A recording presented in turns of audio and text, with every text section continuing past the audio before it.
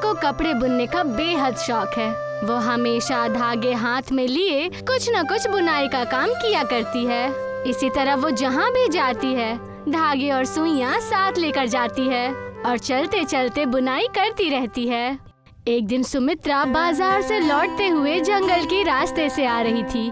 बुनाई करते करते उसका धागा खत्म हो गया। ओहो, इस धागे को भी अभी ही खत्म होना था। पहले ही खत्म हो जाता तो मैं बाजार से नया धागा ले आती। अब क्या करूं? तभी सुमित्रा की नजर जंगल में एक विशाल पीपल के दरख्त पे जाती है जिस पर बेहद सारे धागे बंधे हैं। लगता है बाजार से धागा लेने की जरूरत नहीं है। जब फ्री में धागा मिल रहा है तो पैसे क्यों खर्च करे? सुमित्रा इधर उधर देखती है। उसे रास्ते पर कोई भी नजर नहीं आता और वो जल्दी से जाकर पेड़ से धागा निकालने लगती है और उससे एक बड़े धागे का गोला बना देती है। जैसे ही वो धागा निकालती है वो दरख्त जोर जोर से हिलने लगता है और आसपास तूफान सा माहौल हो जाता है। सुमित्रा को कुछ भी समझ नहीं आता। लगता है तूफान आने वाला है, इसीलिए तेज हवाएं बह रही हैं। जल्दी से घर जाती हूँ, नहीं तो यहीं फंस जाऊंगी। सुमित्रा धागे का गोला लेकर वहाँ से घर की तरफ चली जाती है। जैसे ही वो कस्बे में प्रवेश करती है वो देखकर चौंक जाती है कि उसका पूरा कस्बा पूरी तरह से बदल चुका है। ये क्या हो गया? पता नहीं हमारे गांव को क्या हो गया है। चारों तरफ बस धागे ही धागे बिखर गए हैं। ऐसा लगता है जैसे हमारा गांव बददुआओं से भर गया है। लेकिन अचानक से कैसे हो गया ये सब? किसी को कुछ भी नहीं पता। अचानक से तेज हवाएं चलने लगी और सारा गांव धागे का बन गया। हाँ, मैं भी जंगल से लौट रही थी, तभी अचानक से दरख्त तेजी से हिलने लगे और मैं घर की तरफ दौड़ पड़ी। घर चलते हैं, नहीं तो हम यहीं फंस जाएंगे। सुमित्रा और रामेश्वर अपने अपने घर की तरफ चल पड़ते हैं। धागे का कस्बा बनने से कस्बे वाले को बहुत सारी तकलीफों का सामना करना पड़ रहा था। बच्चों को मदरसे जाने के लिए बेहद लंबा घूमकर जाना पड़ रहा था, जिससे उन्हें मदरसे जाने में देर हो जाती है। क्या हुआ सिमरन, आज तुम्हें इतनी देर हो गई? मैम, हमारा पूरा कस्बा धागे का बन गया है, जिससे पूरे रास्ते बंद हो गए हैं और हमें मदरसे आने के लिए पीछे जंगल की तरफ से आना पड़ा और इसी में देर हो गई। कोई बोलता है धागे का गांव, तो कोई बोलता है कि किसी अंधे को रास्ता पार करवा रहा था। मैं अब पूरी तरीके से थक चुकी हूँ। मैं चली इस्तीफा देने। सॉरी मैम, मैं अगली बार से जल्दी आने की कोशिश करूँगी। और मैंने होमवर्क भी कर लिया है, सारा का सारा, वो भी 2 बार। कोई बात नहीं, बैठ जाओ। राधा कुएं से पानी का मटका लेकर घर की तरफ जा ही रही होती है कि उसका पैर धागे से उलझ जाता है और वो गिर पड़ती है। हे माँ, आज फिर से मेरा मटका टूट गया। आज फिर से माँ की डांट सुननी पड़ेगी। राधा धागे से खुद को बचाते हुए घर की तरफ चल पड़ती है। शाम को कुछ बच्चे जो खेलने के लिए गए थे, रात होने पर भी वो घर नहीं लौटते, तो सभी बच्चों के घर वाले बेहद परेशान हो जाते हैं। रोहन, कहाँ हो तुम? घर आ जाओ, बेहद रात हो चुकी है। सुप्रिया बेहद आवाज लगाती है, लेकिन उसे रोहन का कहीं भी पता नहीं चलता, तो वो अपने बगल वाले घर में पूछने जाती है। भाईजान, क्या आपके बच्चे घर आ गए? नहीं, शाम को खेलने गए थे और अभी तक किसी का कोई अता पता नहीं है। रोहन कहाँ है? रोहन भी अभी तक घर नहीं लौटा। मुझे तो बेहद फिक्र हो रही है। चलो जाकर देखते हैं। सुप्रिया, शिवम और बाकी के कुछ लोगों को लेकर बच्चों को ढूंढने के लिए प्लेग्राउंड की तरफ चलने लगती है।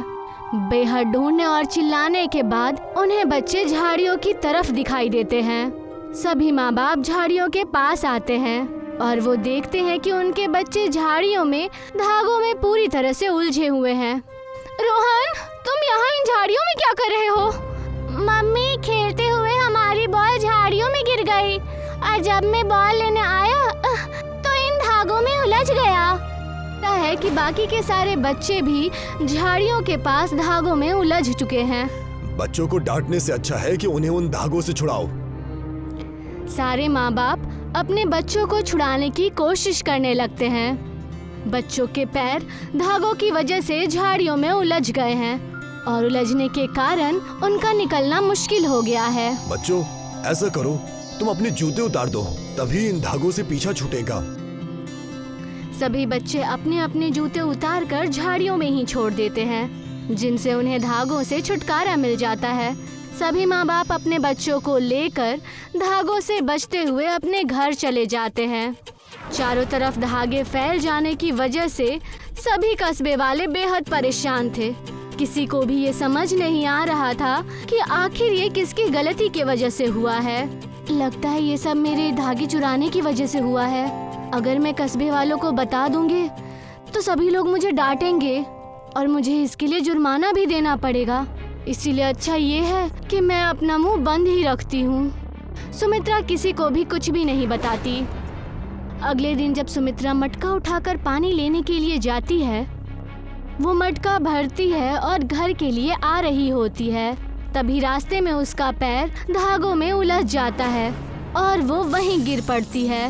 रास्ते में गिरे कुछ पत्थरों की वजह से उसके हाथ और पैरों में बेहद गहरी चोट लग जाती है। ओ माँ, मर गई, मेरा हाथ टूट गया, मेरे पैर में मोच आ गई है। हे ऊपर वाले, ये किस चीज की सजा दे रहा है तू मुझे?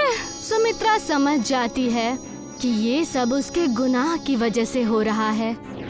इसीलिए वो सभी कस्बे वालों को पंचायत के लिए बुलाती है और उनके गांव के बड़े पीपल के दरख्त के पेड़ के नीचे पंचायत होती है। सभी लोग वहां आते हैं और पीपल के पेड़ से विनती करते हैं। हे पीपल मालिक, यह हमारे गांव को क्या हो गया है? पूरा गांव धागे का बन गया है। इस गांव को मेरे सौतेले भाई की बद्दुआ लगी है। हे पीपल मालिक, क्या आप उस गुनहगार पीपल की बात कर रहे हैं जो कि जंगल में है? हाँ, मैं उसी की बात कर रहा हूँ। इस गांव में किसी ने मेरे भाई पर लगे धागों को चुराया है और इसी की वजह से उसने इस गांव को बद्दुआ देकर धागों का गांव बना दिया। पर ये सब किसने किया? पीपल का दरख्त कुछ बोलता इससे पहले ही सुमित्रा सामने आकर बोलने लगती है। मुझसे गुनाह हो गया, पीपल देवता, ये सब मुझसे हुआ है, मुझे माफ कर दीजिए।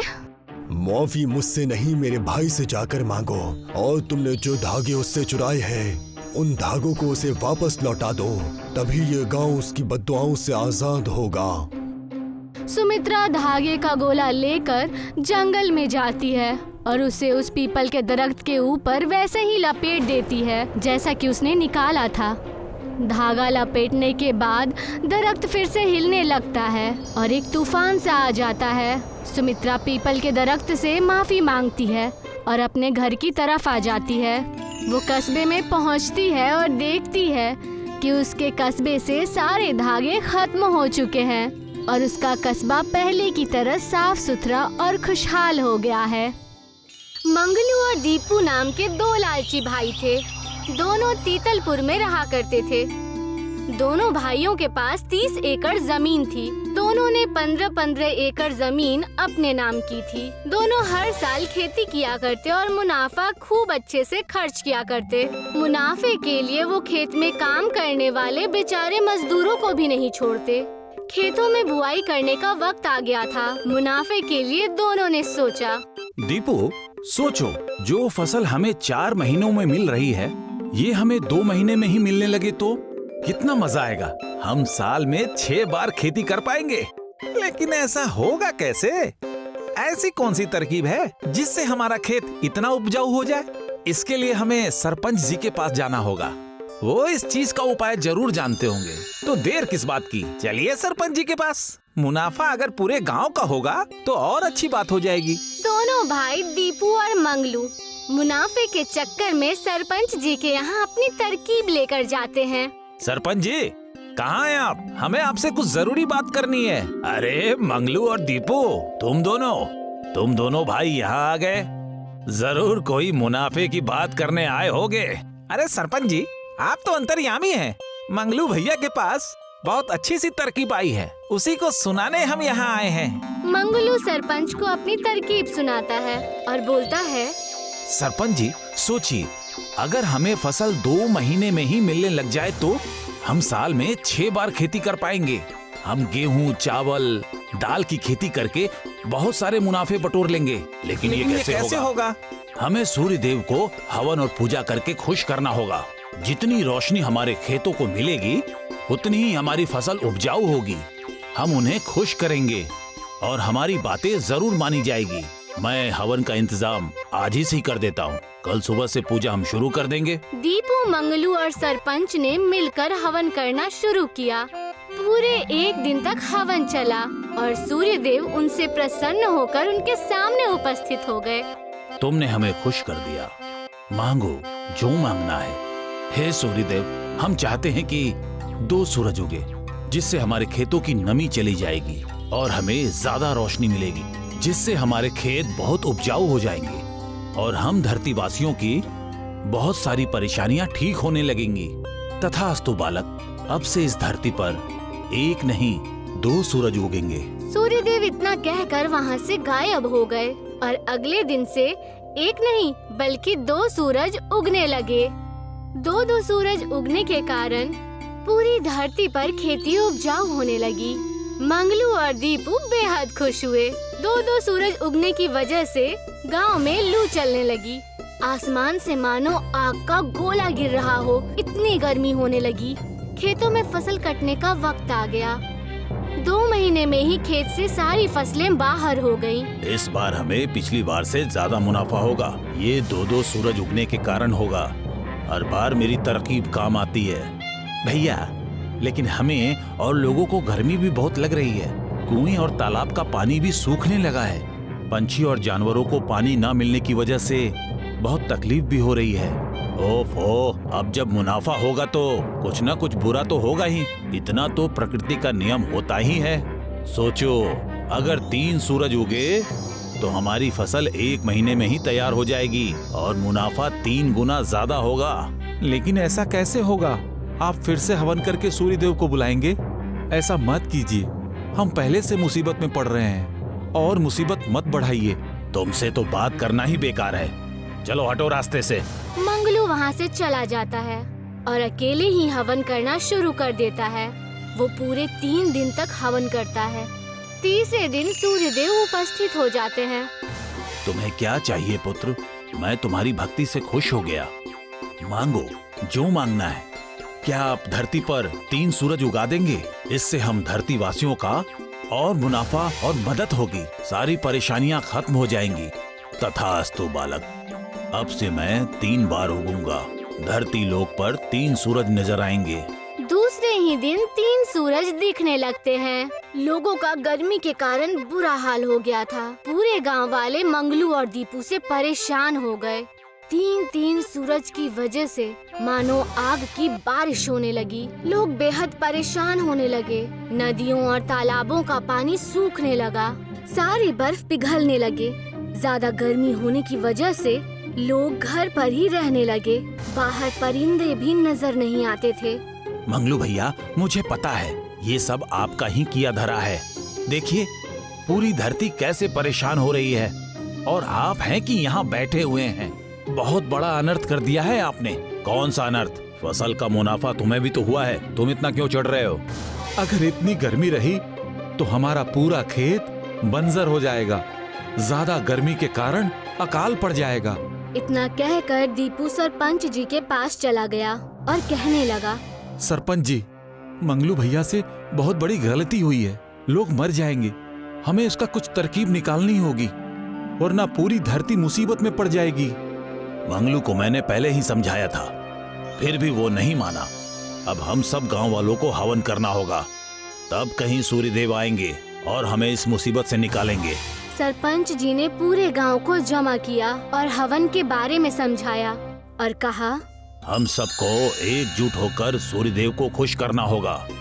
अरे मंगलू के मुनाफे के चक्कर में हमारे जीवन का घाटा हमें नजर आ रहा है। सरपंच जी, बात बिल्कुल सही है। हमें इसकी वजह से नुकसान और नहीं सहना।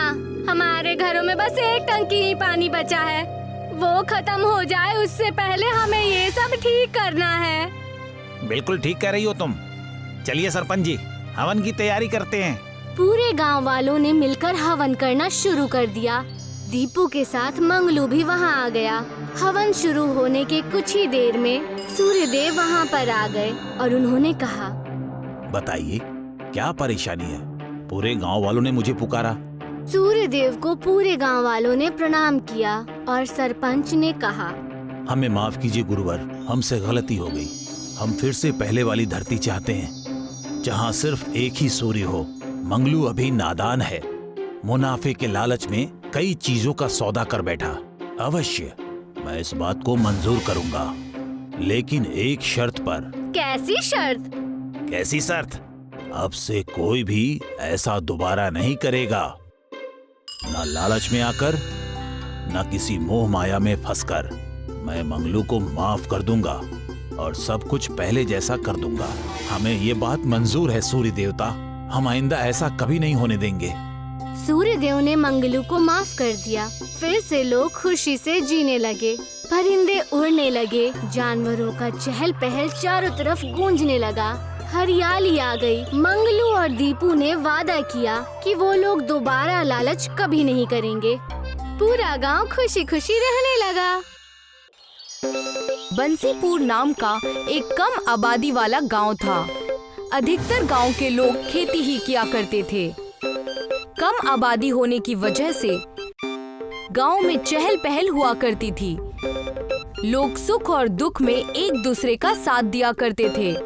बंसीपुर गांव जंगल के करीब होने की वजह से वहां का नजारा बेहद खूबसूरत नजर आता था। लोग एक बार देखते तो देखते ही रह जाते थे। इसी वजह से गांव और भी ज्यादा खूबसूरत दिखता था। बंसीपुर गांव के लोग छोटे छोटे काम करके अपना घर चलाया करते थे। कोई लकड़ी काटता तो कोई खेती करता। जैसा गांव बाहर से सुंदर दिखता, वैसा ही अंदर से। एक बार एक बड़े शहर के व्यापारी की नजर उस गांव पर पड़ी, जो वहां घूमने गया हुआ था। क्यों भाई, क्या हाल है? मैं शहर से आया हूँ। आपका बंसीपुर गांव तो कमाल का है। यहाँ आते ही मेरी आंखों ने इतने प्यारे नज़ारे देखे कि मेरा यहीं बस जाने का मन कर रहा है। हाँ, इस गांव और इस जंगल और यहाँ के नज़ारों की बात ही कुछ और है। और अब तो कई लोग बाहर से घूमने भी आते हैं। सब यहाँ का नज़ारा और यहाँ के खाने का बहुत ही जायका लेते हैं। ये तो बहुत ही अच्छी बात है। मैं यहाँ पर एक धंधा खोलने की सोच रहा हूँ। यहाँ के नज़ारे बाहर से आए हुए लोगों को बहुत पसंद आते हैं। जी, ये बात तो है। अगर आप भी यहाँ ठहरना चाहो तो ठहर सकते हो। बस इसके लिए आपको कुछ जमीनें खरीदनी पड़ेंगी। कुछ ही दूर में वन विभाग का कार्यालय है, वहाँ जाकर आप देख लीजिए। जैसे ही शहरी व्यापारी यानी विजय ने ये बात सुनी, वो तुरंत ही जंगल विभाग के ऑफिस घूमते फिरते पहुंच गया। जंगल विभाग के मुलाजिम समझ गए कि जरूर कोई बड़ी मछली हाथ लगी है। जी कहिए, क्या बात हो गई? जी, मैं यहाँ पर एक बड़ा सौदा करने आया हूँ। पूरे 100 एकड़ और उसमें एक रिसोर्ट बनाकर वहाँ के लोगों को एक बेहतरीन सहूलियत देना चाहता हूँ। एक तरफ गांव की खूबसूरती और मिठास, एक तरफ मेरा छोटा सा रिसोर्ट। और तो और ये आपके फायदे की बात है। आपको देखते ही समझ गया था। आज का दिन हमारा अच्छा जाने वाला है। हमें ये सौदा मंजूर है। आप जल्द से जल्द कागजात तैयार कीजिए। वन के 100 एकड़ ही तो हैं। बहुत बड़ा जंगल है और इससे हमें और सरकार दोनों को मुनाफा होगा। विजय ये बात सुनकर बेहद खुश होता है और बंसीपुर जंगल के थोड़े से हिस्से में अपना रिजॉर्ट बनाता है, जहाँ से सारा नजारा दिखे। रिजॉर्ट के होने से लोग दूर दूर से वहाँ अपने परिवार के साथ वहाँ का माहौल खूब एंजॉय करते हैं। लोग अपने पूरे खानदान के साथ घूमने आते हैं। कपल्स हनीमून के लिए आया करते थे। गांव की चहल पहल से विजय का व्यापार और ज्यादा अच्छा चलने लगा। गांव के चहल पहल में लोग अपने मन की शांति ढूंढते और इसी के चलते विजय का मुनाफा और ज्यादा होता। देखते ही देखते ज्यादा मुनाफे के लालच में विजय ने और जंगल की जमीन खरीद ली और कई सारे अलग अलग रेस्टोरेंट्स, लॉज और दुकानें खोलने लगा। और ठीक 10 साल बाद आधे से ज्यादा घने पेड़ों का जंगल अब सीमेंट का जंगल बन चुका था। अच्छा लग रहा है। ऊपर वाला करे कि सब कुछ बेहद बढ़िया चलता रहे, लेकिन कुछ दिनों से टूरिस्ट और धंधा अच्छा नहीं हो पा रहा है। पता लगाना पड़ेगा कि आखिर बात क्या है। कंचू। यस सर, मैंने कॉफी और चाय लगा दी है। और कुछ चाहिए? आजकल हमारे यहाँ इतने कम टूरिस्ट क्यों आ रहे हैं? मैंने अभी देखा कि आज रिसोर्ट में मैं और तुम ही हो। लाइट बिल तक नहीं भर पाएंगे हम अगर ऐसा ही चलता रहा तो। सर एक्चुअली अब लोगों के पास देखने को अब कुछ रह नहीं गया है। लोग यहाँ आकर क्या करेंगे? यहाँ भी अब शहर जैसी बिल्डिंग्स, बीमारियाँ, स्मोक और पॉल्यूशन सब हो गया है, तो किसी को हमारे यहाँ आना पसंद नहीं आ रहा है। इस चीज की हमें जानकारी निकालनी होगी कि हमारे धंधे में गिरावट क्यों है। विजय घनसू को अपने साथ लेकर बंसीपुर गांव की ओर लेकर चला जाता है। वही बंसीपुर गांव जहां जानवरों की चहल पहल होती थी। वो गांव कच्चे घरों से बना हुआ करता था। वही बंसीपुर जंगल जो पेड़ों, पहाड़ों, नदियों और झरनों से इतना खूबसूरत दिखता था, और अब उस जंगल को पत्थरों और सीमेंट ने छाप लिया था। कैसे है मालिक आप तो पूरे बदल गए, लेकिन टाट बाट तो पहले जैसे ही हैं। मैं बहुत अच्छा हूँ बोला, लेकिन इस गांव के सारे घर और लोग कहाँ पर गुम हो गए हैं, कोई नजर नहीं आ रहा है। क्या बताऊँ मालिक मैं, वो कहते हैं कि सड़क अब आई है हमारे गांव में, जब सारे लोग शहर जा चुके हैं। अब यहाँ आकर कोई क्या करेगा? यहाँ सांस लेना मतलब अपने फेफड़ों को बीमारी का न्योता देना है। हर जगह बीमारियां फैल रही हैं। ये बहुत बड़ी समस्या है, और इस चीज के पीछे ऐसा लग रहा है कहीं ना कहीं मेरी गलती है। सालों पहले इस गांव और जंगल को मैंने सीमेंट का जंगल बना दिया। सर इसी वजह से तो लोग पहले जंगल जाकर सफारी पर जानवरों को देखा करते थे। इसी में हमारे ही कई प्रोजेक्ट में हमने उन जानवरों को जू में भेज दिया। यहाँ तो अब जंगल बचा ही नहीं है, सब सीमेंट का जंगल बन चुका है। और अगर ऐसा ही चलता रहा कुदरत बचेगी नहीं, और इसी वजह से हमारा व्यापार भी नहीं चल रहा। हमने कुदरत के साथ बहुत बड़ी गलती की है। इस चीज को हमें जल्द से जल्द सुधारना होगा। तब विजय अपने सारे मुलाजिमों को बुलाकर कहता है, मैं जो अब कहने जा रहा हूँ उसे आप लोग ध्यान से सुनना। अब से हम हमेशा अपने साथ बीज यानी कि सीड्स लेकर चलेंगे। अगर कहीं कोई एक पेड़ कटेगा तो हम उसकी जगह 20 पेड़ लगाएंगे, या उससे ज्यादा ही। यस सर, आपने बिल्कुल सही कहा, और इससे हमारी कुदरत और भी अच्छी हो जाएगी। अब से हम हर रोज दरख्त लगाएंगे। सारे ही लोग जगह जगह पौधे लगाने लगते हैं।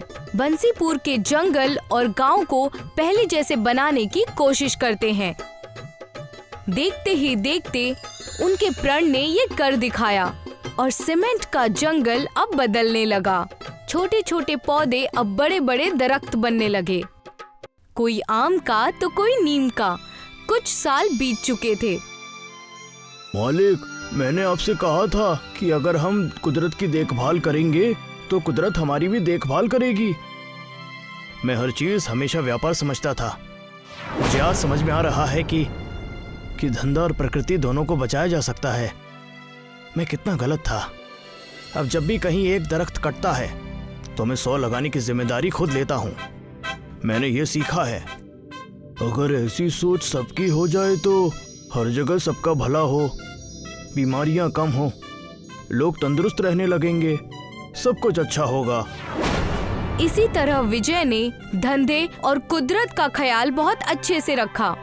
सीमेंट का जंगल फिर से घने पेड़ों के जंगल में तब्दील हो गया था। लोग अपना वक्त वहाँ की ताज़ा हवा में बिताने के लिए आने लगे।